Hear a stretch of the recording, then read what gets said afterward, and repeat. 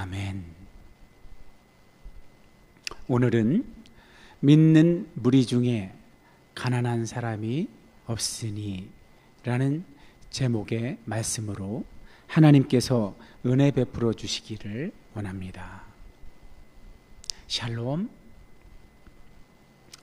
우리 예원가족 여러분, 한 주간도 평안하셨습니까? 평안하셨느냐고 묻기가 참 죄송스럽기도 하네요. 왜냐하면 오늘날 우리가 처한 환경이 결코 우리를 평안하게 두지 않기 때문입니다. 이 말씀은 우리의 육체의 편안함을 방해하는 저 폭염, 어떤 자연의 무시무시함, 이런 차원에서 드리는 말씀이 아닙니다. 그것이 아니고 오히려 우리의 영적 상태가 성령으로 충만하지 아니하면 우리는 결코 평안할 수 없기 때문입니다. 하나님의 선하신 그 창조 질서, 예수 그리스도의 값진 희생으로 말미암아 우리에게 허락된 그 새 창조의 질서, 그것이 곧 하나님 나라인데, 그 하나님의 통치가, 하나님이 왕으로서 다스리시는 그 하나님 나라를 맛보고 누리며 전하려면 예수님께서 그 제자들에게 허락하신 것처럼 평안이 있어야 하는데, 그 평안은 우리 육체의 편안함의 차원이 아니라 성령 충만함에서 오는 하나님이 연출하시는 그 평안함을 이야기하는 것이기 때문에 그 평안을 여러분께 여쭤본 겁니다. 이렇게 질문하는 저는 완벽해서 그런 말씀 드리는 거 아니에요. 저의 현재의 삶에도 아주 굉장히 곤고하답니다. 어떤 때는 내 삶은 왜 이렇게 고난이 끊이지 않지? 하나님께서 원하시는, 하나님이 시키신 삶을 사느라 몸부림을 치는데 어째서 이렇게 하나님의 말씀을 목숨 걸고 지키며 살아가는 자에게는 고난이 끊이지 않고 오히려 하나님의 말씀과 달리 오늘 본문에 나타났던 그런 아나니아와 삽비라, 이름과 어울리지 않은, 그 이름 뜻과는 전혀 어울리지 않은 삶을 사는 사람들은 저렇게 승승장구하고 잘 산다는 개념을 쓰기가 싫습니다. 그것은 결코 잘 사는 삶이 아니니까요. 저렇게 부유하게, 가난하지 않고 부유하게 떵떵거리며 호령하며 살까요? 이런 의문이 늘 저한테 있기 때문에 저도 과연 내가 평안한가 스스로에게 질문하면 저도 자신 있게 대답하기 어려운 게 사실입니다. 그래서 나는 잘하는데 너희는 왜 그 모양이야? 이런 뜻으로 여러분께 이런 의도로 질문한 거 아니라는 사실을 여러분이 알길 바랍니다. 그런데 이런 제 속마음, 내면의 상태를 너무나 잘 아시는 우리 주님께서 곤고하기만 해서 평안은 나하고 거리가 먼 그런 상태라고 포기하며 살던 저에게 오늘 아침에, 오늘 이곳 예배당으로 나오면서 제가 환경이 바뀌어서, 전엔 제가 택시를 주로 이용했다고 했잖아요. 이제는 택시를 탈 만한 형편도 못 될 정도로 재정이 악화되었는데, 그래도 하나님께서 너무나 우리에게 알맞은 택시를 부활한 그 승용차를 아주 저렴한 값에 우리에게 주셔서 그 오래된 차를 타고서 오늘 예배당에 나오는 길에 은혜가 고파서 이렇게 유튜브에서 찬양하는 영상을 좀 보려고 제가 평상시 존경하고 좋아했던 그 분당우리교회 이찬수 목사님 그 유튜브 채널을 틀었어요. 마침 다행스럽게도 찬양 인도 찬양하던 중이더라고요. 예배 전 찬양. 근데 정말 오랜만에 큰 위로가 되는 사건이 제게 일어났습니다. 약 20여 년 전에 제게 하나님께서 은사로 허락하신 것이 있었는데 대체 그것이 무엇인지 어떤 은사인지도 몰랐었는데 제가 하나님 이게 뭐예요 하고 물어보게 되는 계기가 있었습니다. 다윗이 망명을 해서 이스라엘 백성이 아닌, 그러니까 이스라엘의 대적에 해당하는 사람 진영으로 망명을 했다가 이제 사울이 왕이었을 때 이스라엘과 블레셋 간에 전쟁이 있었잖아요. 그러니 다윗은 지금 적국에 망명한 상태라서 이제 사울과 원수가 된 것처럼 흉내를 내야 됐는데 전쟁이 났으니 대놓고 이스라엘의 편을 들 수가 없잖아요. 예. 그래서 사울에 대항해서 싸우는 걸 걱정하고 있을 때 하나님이 그 아기스 왕을 이렇게 감동시켜서 다윗이 참전하지 않아도 되는 그런 상황을 만들어 주셨는데 문제는 다윗이 그 자기가 거주하던 시글락성에 돌아왔을 때 자기와 자기 부하들의 가족들, 남겨진 가족들이 아말렉 족속에 의해서 초토화가 됐었죠. 그때 다윗은 본인의 신분이 대제사장이 아님에도 불구하고 그 대제사장 아나니의 누구였죠 그때? 아비멜렉의 아들, 갑자기 이름이 생각이 안 나는데 에게 에봇을 가져오라고 명령합니다. 그리고선 자기가 마치 대제사장인 것처럼 에봇을 놓고 하나님께 여쭤봅니다. 지금 이 순간 저는 어떻게 해야 합니까? 했을 때 하나님께서 쫓아가라. 쫓아가면 그들을 찾을 수 있다. 이렇게 하나님께서 응답해 주셔서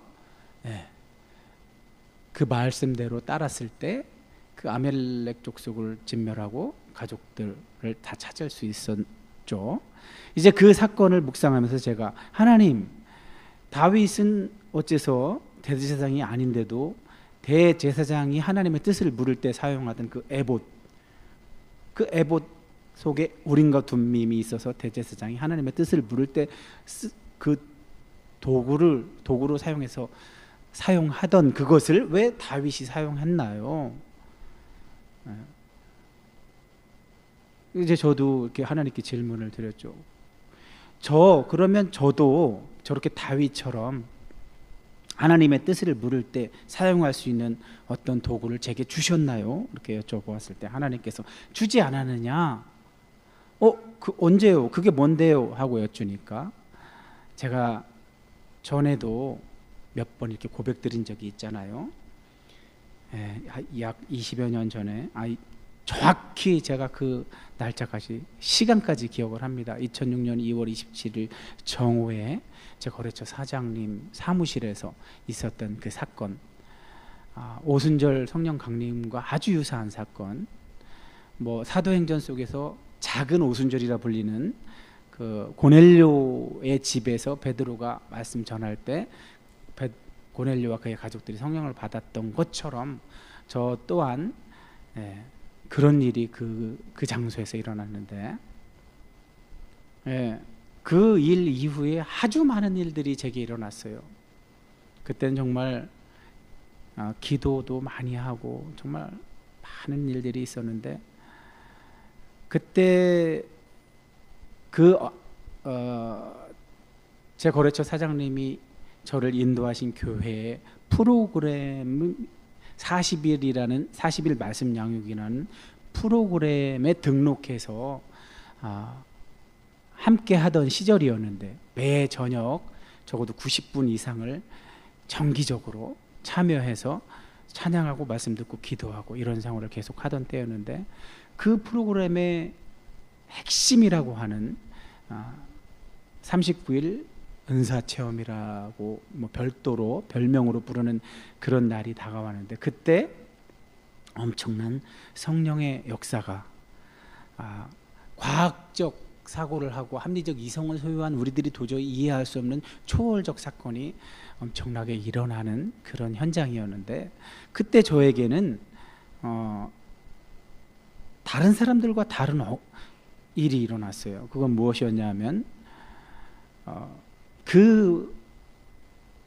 그날 그 프로그램을 주도하던, 집도하던, 인도하던 그 교회 담임 목사님, 사모님, 은사를 아주 좀 많이 받으신 분인데, 그분이 이 예수님이 십자가에 달려 돌아가시던 장면을 본인이 이렇게 연기를 하셨는데, 그때 그분이 요한복음에 이제 예수님 십자가에서 마지막 말씀을 마치고 돌아가시자, 이제 보통은 이제 그 십자가형을 당한 사형수가 죽었는지 확인하기 위해서 보통 무릎을 꺾잖아요. 근데 구약에 예언된 것처럼 그 뼈가 하나도 꺾이지 않는다고 했잖아요. 예수님은 정말 뼈를 꺾지 않고 그 로마 병사가 이 창으로 옆구리를 찔러서 죽음을 확인하는 그런 행동을 보였는데, 그 행동을 그 사모님이 연기를 하시더라고요. 그래서 창으로 딱 찌르는 그 순간에 제가 찔렸어요. 그래서 그 앞으로 그만 콕 고꾸라지고 말았어요. 너무 고통스러웠답니다. 그날 그 사건 이후 제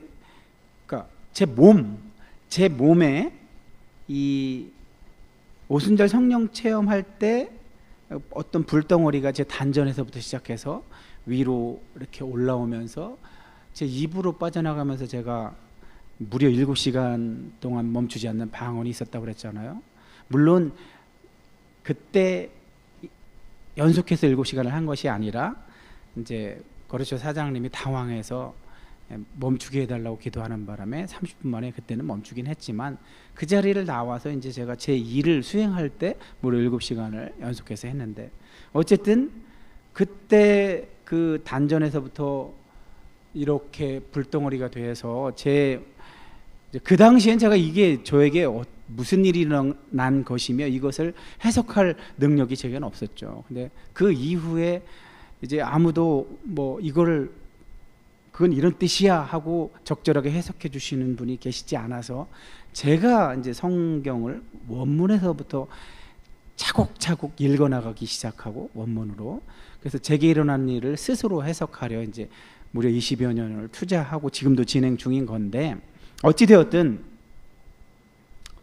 그때 제 몸에서 일어났던 일이 그 39일 은사체험 날 그 사건과 연결돼서 그날 이후로 제 안에 꼭 무엇이 들어와 있는 것만 같은 현상이 계속해서 일어났었어요.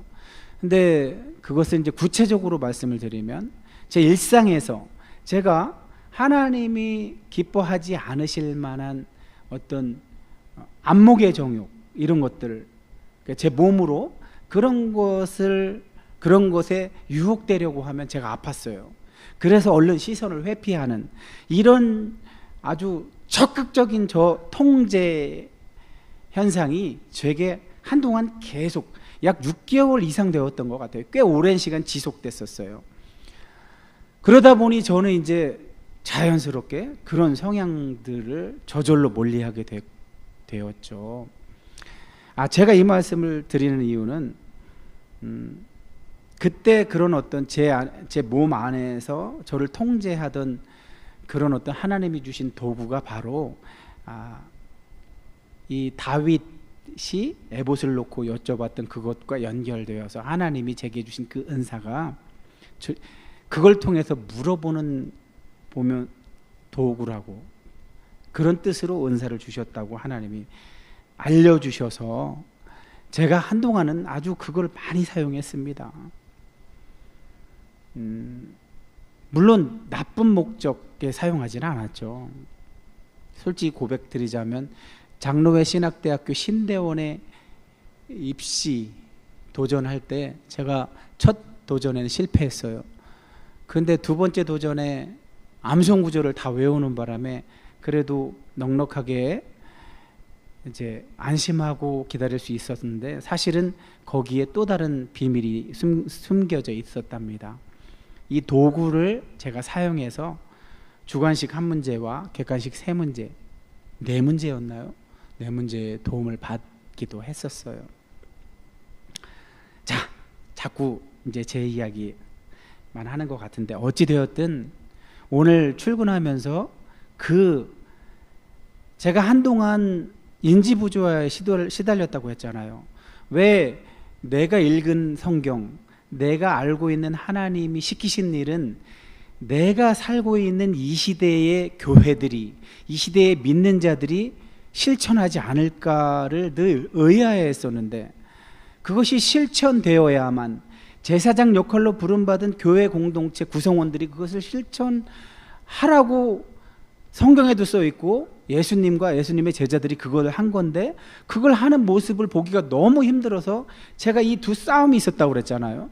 그 싸움이 너무 길어서 인지부조화 상태로 오래 있어서 제가 번아웃이 왔다고 그랬잖아요. 한동안 이 번아웃 때문에 고생 많이 했는데 그래서 이제 그때는 기도할 힘조차 이 제게 주신 이 은사, 그러니까 하나님의 뜻을 묻는 도구조차 사용하지도 않았었어요. 모든 것이 멈춰져 있었답니다. 그렇게 거의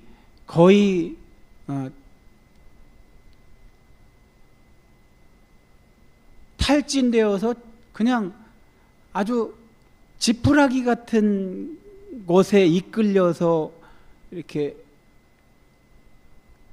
겨우겨우 살아가는 것만 같았던 제게 오늘 아침 출근길에 그 분당 우리 교회 예배전 찬양을 들으면서 갑자기 제 몸에서 예전에 그렇게 적극적으로 저를 통제하고 반응했던 그 현상이 다시 일어난 거예요.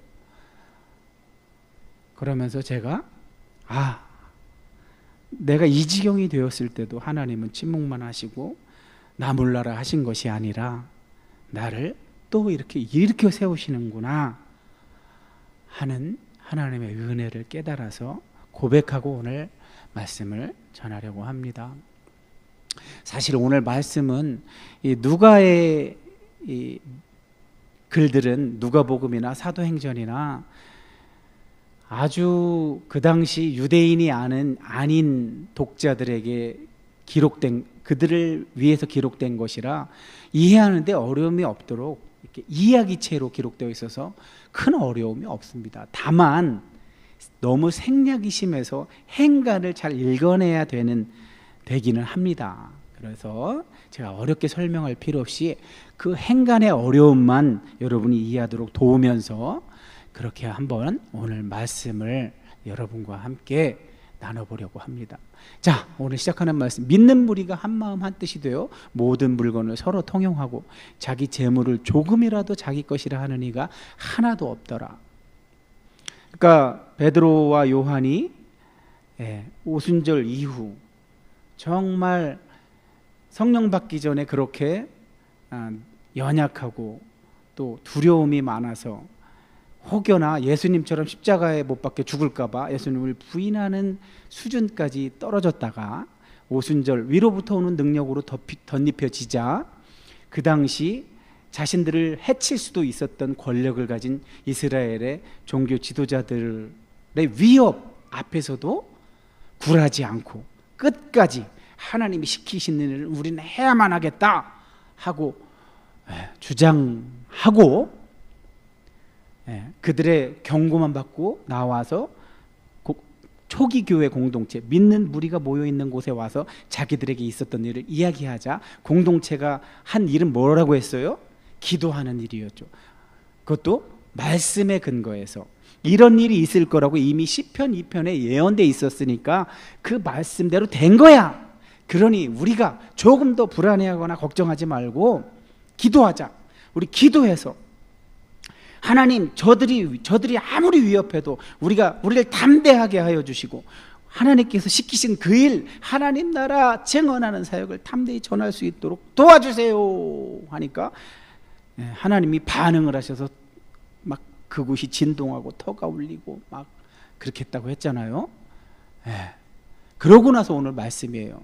저기서 믿는 무리는 그 초기 교회, 이제 교회가 탄생해서 믿는 무리가 이렇게 함께 공동생활을 하기 시작한 때, 초기 공동체, 교회 공동체가 형성되던 시기에 믿는 무리를 말하는 거죠. 그때 그들은 이제 한 마음 한 뜻, 마음을 모아서 저렇게 기도만 한 것이 아니라 삶도 공유했다고 합니다. 어떻게? 물건을 서로 통용했대요. 영국에서는 뭐 천년에 한 번 나올까 말까 한 대단한 학자, 철학자, 뭐 경제학자를 칼 막스로 꼽잖아요. 뭐 지금 유럽에는 칼 막스의 유령이 돌아다니고 한다는 말들도 유행하고 있는데, 막스가 이 성경의 이 부분을, 어차피 그쪽 서구는 그리스 철학과 기독교가의 토양 위에서 그들의 사유가 싹텄기 때문에 친숙하죠, 성경에. 그래서 그 막스도 이 성경을 근거로 해서 능력에 따라 일하고 필요에 따라 나눈다는 그런 사상을 가져갔죠. 그래서 자기의 어떤 핵심 사상으로 삼았죠. 어쨌든 여기서 더 나가지 말고, 어쨌든 저거를 유무상통이라고도 하죠. 그냥 일을 할 수 있는 사람, 돈 벌 수 있는 사람, 또 가진 것이 있는 사람들이 그것을 내놓자.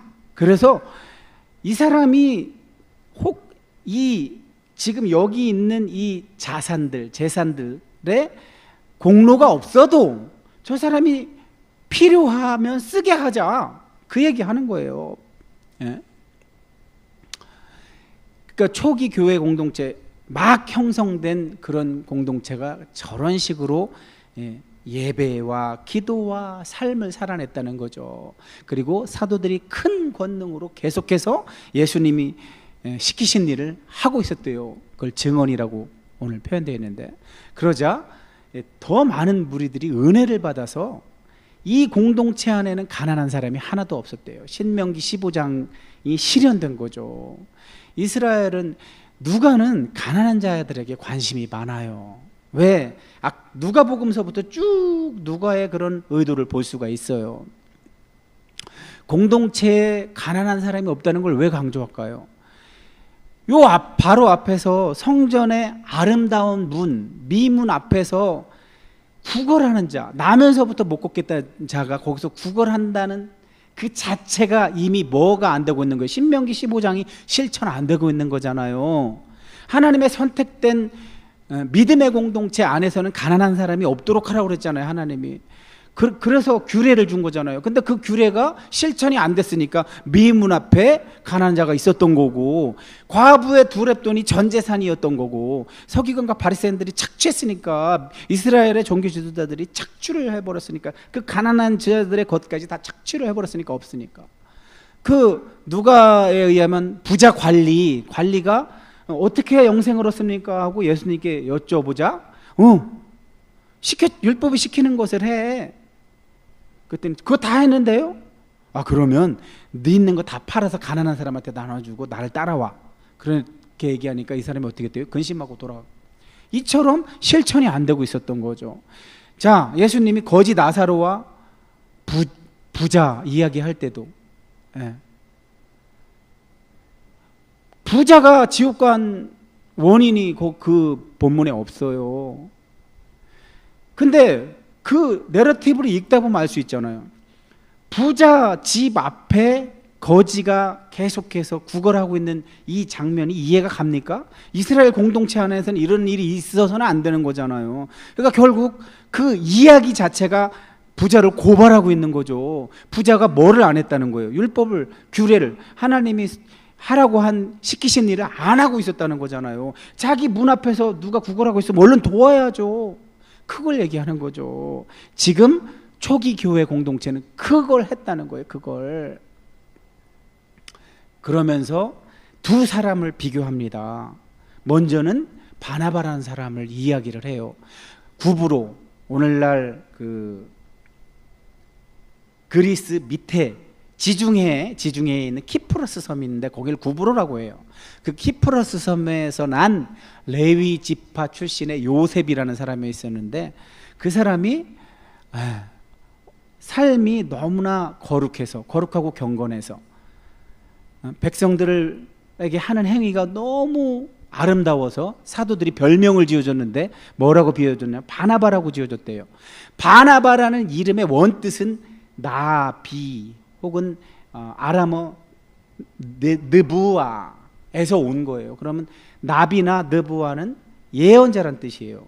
사실 구약에 보면 내 백성을 위로하라 할 때 하나님이 선지자를 통해서 혹은 천사를 통해서 하나님이 하신 말씀을 대신 전해서 위로하는 그런 역할을 선지자들이 했었으니까. 또 바나바가 사도행전 13장에 가면 선지자에 속한다고 소개가 되고 있죠. 그런 것처럼 실제로 선지자의 역할을 하고 있었던 건데, 번역하면 위로의 아들이라고 저렇게 각주를 달아준 거는 그런 어떤 선지자의 역할, 권면하고 위로하고 그런 역할을 수행했기 때문에 위로의 아들이라고 한 거죠. 원래 원문의 저 뜻에 맞는 이름은 나훔이겠죠. 바나훔. 위로라는 건 나훔이라는 단어와 맞죠. 어찌되었든 바나바가 저렇게 앞에서 이야기한 자기 소유를 팔아서 나눠 쓰게 하는 거에 대표적인 인물이었다는 걸 말하려고 지금 바나바를 이야기를 한 거고, 자 5장으로 넘어오면서 원래는 원문에는 그러나 그런데 이런 접속사가 있는데 우리 번역에 생략되어서 좀 아쉽기는 해요. 왜냐하면 지금 바나바처럼 자기 걸 아까워하지 않고 사도들한테 줘서 필요한 사람이 가져가게 했던 모범적인 인물과 달리 비교해서 하려고 지금 그 대를 넣은 건데 우리 번역엔 빠져 있어서 좀 아쉽기는 해요. 그러나 새 번역이나 공동 번역 개정 같은 데 나와 있습니다. 자, 바나바와 비교해서 아나니아와 삽비라라는 사람도 가만히 돌아가는 걸 보니까 상황이 지금 이래요. 그래서 저들도 복음을 전해 들은 자들이 분명해요. 그래서 앞에 바나바가 칭찬받는 걸 보고 자기들도 흉내를 낸 거예요. 소유를 팔았대요. 그래서 그걸 다 내려고.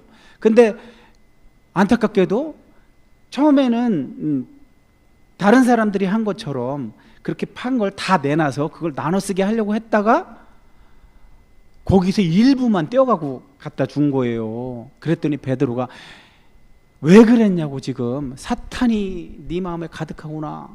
그거는 네가 성령을 속인 거야, 성령을. 베드로가 이런 말을 하니까 이제 우리가 짐작을 할 수가 있죠. 원래는 아나니아도 또 부인 삽비라도 원래는 판 걸 다 내려고 했던 건데 아까운 생각이 들어서 남겨놓고 일부만 한 거구나. 그 베드로의 말 때문에 그걸 알 수 있죠. 땅이 그대로 있을 땐 땅이 네가 팔기 전에도 네 땅이고 팔고 나서도 네 거야. 차라리 하지를 말던가. 하기로 했으면 다 해버리지. 왜 그거를 이렇게 욕심을 부려서 떼어놔. 그거는 네가 사람한테 거짓말한 게 아니라 하나님께 한 거야. 그러니까 베드로는 뭐예요? 아나니아와 삽비라는 아무도 모를 거라고 지금 위선을 한 거죠. 위선. 사람들이 볼 때는 바나바랑 똑같이 칭찬받기 위해서 해놓고, 근데 사람들이 안 보는 데선 감춘 거죠. 일부만. 그래서 선한 척한 거죠. 근데 사람들은 모를지 몰라도 하나님은 다 안다는 거죠. 그거 얘기를 하는 거예요, 베드로가. 그랬더니 아나니아가 그 말을 듣자마자 엎드려 죽었대요. 그러니까 사람들이 엄청나게 두려워했답니다. 오늘 우리는 어때요? 저런 이야기 들으면 말도 안 돼. 헌금을 작정을 하고 헌금을 한다고 해서 그거 조금 떼어놨다고 죽으면 그러면 오늘날 저 말씀을 문자 그대로 적용하면 대부분의 교회 다니는 사람들 거의 다 죽었을 거야. 정말 기분 좋게 바나바처럼 자기 거 다 팔아갖고 가난한 사람한테 나눠주는 헌금하는 사람이 어딨어? 죽은 사람이 훨씬 많지. 이렇게 생각할 거예요. 그렇게 생각할까봐 저 말씀을 이렇게 풀어줄 필요가 있고 제대로 해석할 필요가 있는 거예요. 베드로가 이제 그 아나니아가 먼저 죽었는데 아직 아내가 있었잖아요. 그래서 아내가한테 물어봐요. 한 3시간의 간격이 있었는데 아내도 뭐라고 해요? 이게 다라고 얘기를 한 거예요. 그랬더니 베드로가 뭐냐면 니네 부부가 합작해서 하나님의 영을 시험하려 하는구나. 앞에선 성령을 속이는 것이 하나님을 속이는 거라고 했는데 여기선 하나님을 시험하려 한다고 하면서 너도 네 남편 장사하고 오는 사람들이 지금 막 왔으니 너 메고 갈 거야. 죽는다는 얘기죠. 그러니 말 그대로 삽비라도 금방 죽어요. 그래서 남편 메어다가 장사한 사람들이 부인까지, 죽은 부인까지 갖다가 장사를 했대요. 그래서 온 교회와 이 사건을 들었던 사람들이 다 두려워했대요. 저 말을 하고 싶은 거죠. 교회와 듣는 사람들 모두, 믿음의 공동체가 다 두려워했다는 말을 누가는 하고 싶었던 거예요. 자, 저 말씀을 우리한테 바로 적용하면 무리가 따르고 여러분 혼란스럽죠. 아까 제가 시작하면서 저에게 있었던 일을 말씀드렸잖아요. 이 이해를 돕기 위해서 제가 말씀을 드릴게요. 오늘 그 말씀 드리다 시간이 많이 가는데, 그러나 이해를 여러분이 너무 당황하실 것 같아서 꼭 드려야 되겠어요. 제가 아까 말씀드린 것처럼 한참 제가 오순절 성령 강림과 같은 사건을 경험하고 그 위에 하나님이 수많은 은사들을 주시면서 저에게 초월적 은혜를 체험하게 해주셨는데, 많은 것을 주셨는데, 그 당시에 저를 그 교회 프로그램으로 인도했던, 지금은 돌아가셨어요. 제게 제 이 믿음의 여정 가운데 3분의 선교사님이 계셨는데 이분도 후에는 선교사가 되셨어요. 캐나다에서. 근데 이분이 제게 어떤 제안을 했었냐면, 그 당시 제가 개인 사업을 했었어요. 그래서 열심히, 참 유능했었어요, 제 사업에. 그래서 열심히 그 사업을 잘 운영하고 있었는데 이분을 만나서 제가 은혜를 받고 나서 이분이 저한테 이런 제안을 하는 거예요. 자네가 하는 지금 사업체를 아내에게 맡기고 자네는 나와 같이 하나님의 일을 하는 게 어떻겠나? 그 하나님의 일이 뭔데요? 해서 이분이나 저나 똑같이 그 당시에 휴대폰 관련 사업을 했었거든요.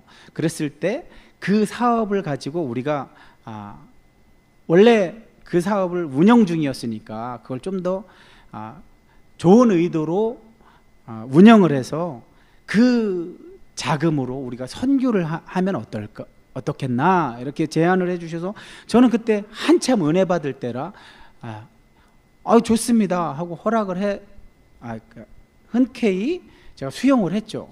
그래서 이제 사무실을 하나 만들어서 그분과 함께 휴대폰을 저 기업체 같은 데 가서 특판하는 형태의 회사를 운영을 했었는데, 이제 거기서 수익이 발생하면 직원 월급부터 주고 나머지는 이제 그분의 처음 목적대로 선교 자금으로 이렇게 사용하려고 이제 운영하던 중에, 제가 한때 이제 한 번은 사무실에서 혼자 있었을 때, 사실 아내가 혼자 그걸 운영하기에는 글쎄요, 저와 아내의 사업 수완이 다르잖아요. 그래서 한편으로는 걱정도 했었는데 어쨌든 미안함도 있어서 제가 용돈만 조금 타던 시절이었어요, 수익을. 그래서 제가 뭐 지갑이 넉넉하지 않은 시절이었는데 그때 이제 수요 예배였나, 어쨌든 예배에 가기 전에 예물을 드리려고 제 지갑에서 이제 지갑에, 제 그때 당시의 마음으로는 지갑에 있던 돈 전액을 이제 감사로 드리려고 봉투에 다 넣으려는 생각이 먼저 일어났어요. 그래서 다 넣었어요. 그러고 나서 드리려고 하다 갑자기 무슨 생각이 들었냐면, 오늘 그 아나니아처럼 내가 지금 이 회사 운영하면서는 여기서 수익을 가져가지 못하고 자비량 사역이나 마찬가지고 아내에게 내 사업체를 운영하는 아내에게서는 조금의 용돈만 받아 쓰는 형편인데 내가 이걸 다 내면 난 뭘 갖고 생활하지? 이런 생각이 잠깐 들어서 이렇게 일부를 뺐어요. 그러고 나서 다시 이제 했다가 시간이 흘러서 이제 예배 시간이 점점 가까우면서 자꾸 마음이 착잡한 거예요.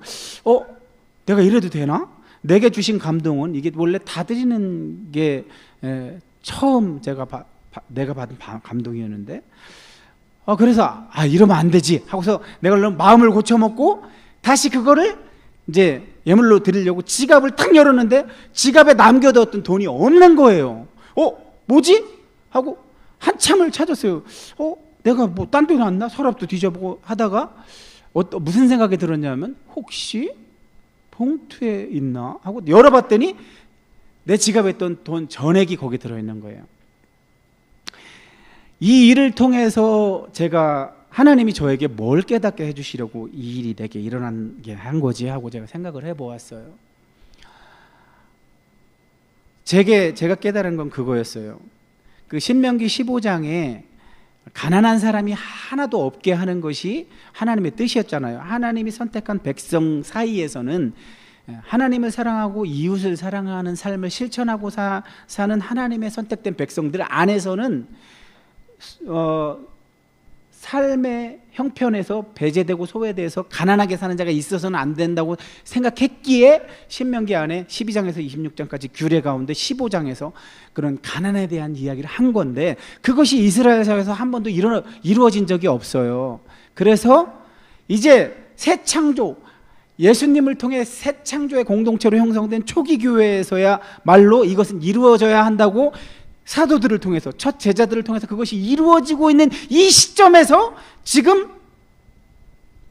아나니아와 삽비라로 인해서 그것이 깨질 뻔한 위기에 봉착한 거예요.